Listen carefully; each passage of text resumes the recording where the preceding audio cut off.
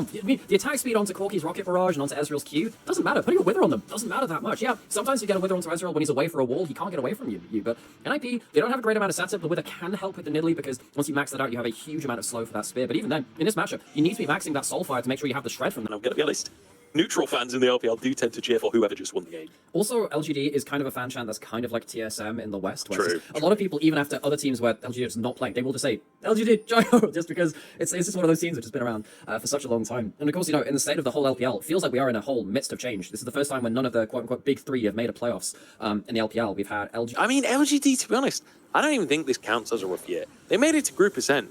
Like, even though they went 0-7, they finished the split in 8th place, right? So that is a massive upgrade. Lien finds a 1v1. Just takes away the camps. I do find it funny that the way that jungle aggro works was changed so that You junglers do couldn't that. double jungle, and then we get these AP junglers that still just double jungle anyway.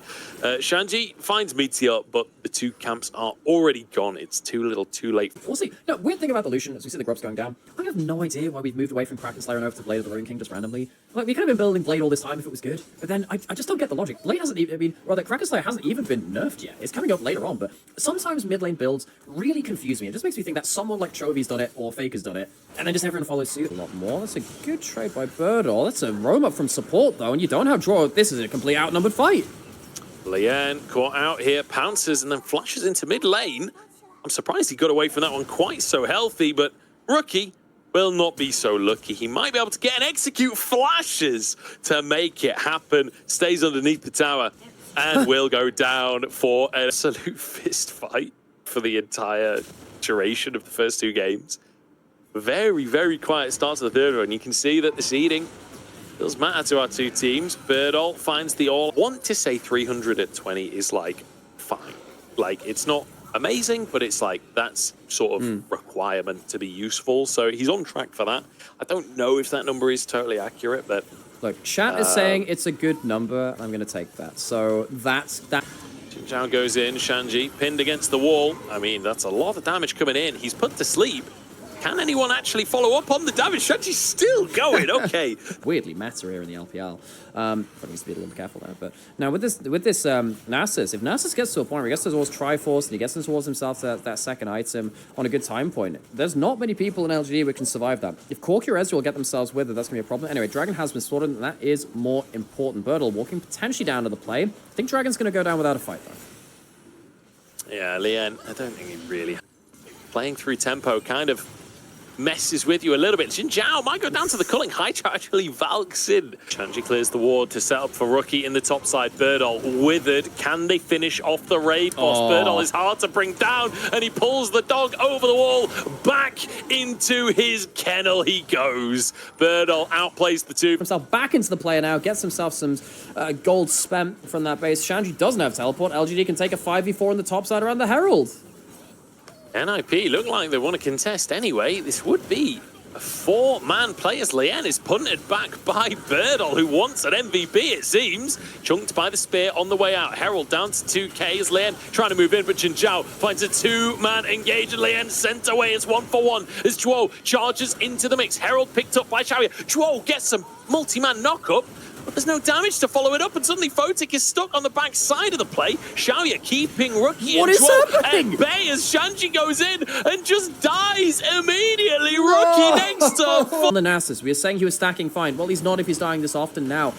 This even started fine after this point. You're in the 4v5, but you know, you managed to get a huge amount of damage onto Birdall, who still doesn't have ult. It's not like he can regen beyond this. But then just a lot of the... This just goes weird after this point. Lien gets chunked out. Rookie's still getting traded on pretty heavily after this point. And Zhuo, it's a good knockup, but Photic doesn't have the damage to solo carry at this point. Kaiser is not an early game carry. She can't do that amount of burst damage at this point. And it feels like it's just one person running in time after time from NIP without actually coordinating very well, which is a huge problem. And it feels like maybe they're just, you know, when you're... Hang on a second, Lien is caught. Oh, man. No, this is another pick. There's no flash up. It's Xiaoya with a freebie.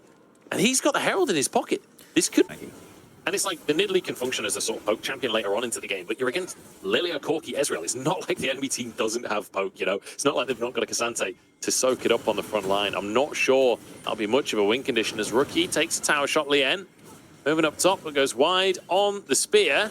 We'll set up for a tier 1 here. Chào sent into the rest of the team. The spear goes wide again. In the meantime, Chào gets tier 1 in the bottom lane. It's going to be Drake taken for LGD, and Herald comes down mid, which will set up for Xiaoya to finish this tower. It's a huge gold swing in favor of LGD. Hang on a second. Xiaoya caught in the Herald. The slow from the swirl seed saves his life.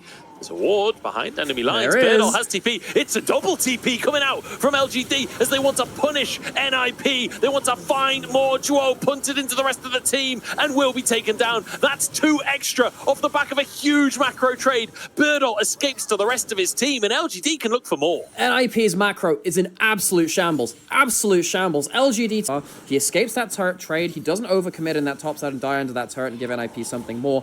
He survives in that top side. Everyone collects their resources around the map, and then he teleports back in with Chào as well.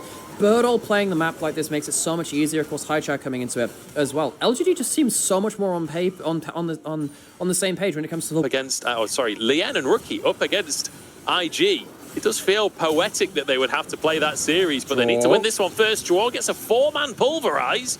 Well, that is unfortunately all NIP will get. Abandoned by his team as Birdle finds Shanji on the top side of the play, and that is not a tank, my friends. Photic, next one to be caught up as Birdle gets 2 in his Q3. My goodness, this is a massacre.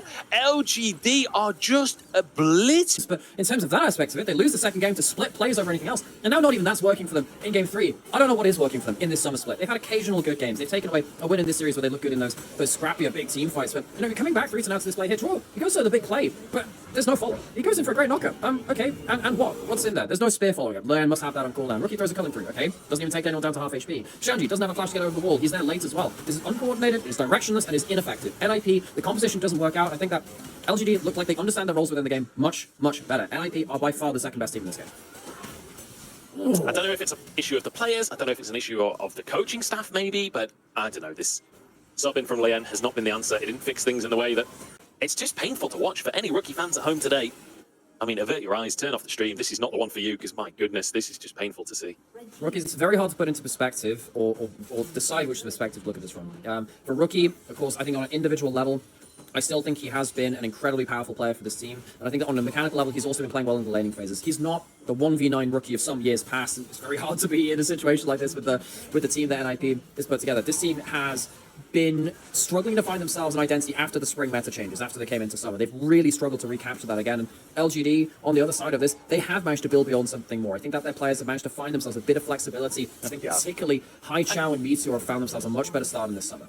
I think this series is a great example of like strong individuals on NIP versus LGD, which is like the sum is greater than its individual parts. You know, I feel like LGD have come together as a team to be able to make it into Group Ascent. They have outperformed expectation just by being in this group alone. NIP are a team that with a roster like this should be making it to the World Championship, and that is not the level of performance we've seen from them this year. And now LGD, with 2 inhibs already taken, they look towards a third. It took them 3 Barons in their previous game win. This time they take 3 inhibs off of 1 Baron. So that's another kill there. Hextech Soul rears its head as LGD. This will not be a late game long banger. It is not a bang. It is a whimper for NIP's end of the Rumble stage. This has been a brutal. Birdle will fall at the end of it. Oh no, he went Primal Surge! It's traded at very least to Shanji, does his best to answer onto Chào. He can't even get the kill onto the horsey. The horse is greater than the dog. I think we all already knew that one from wars of years gone by.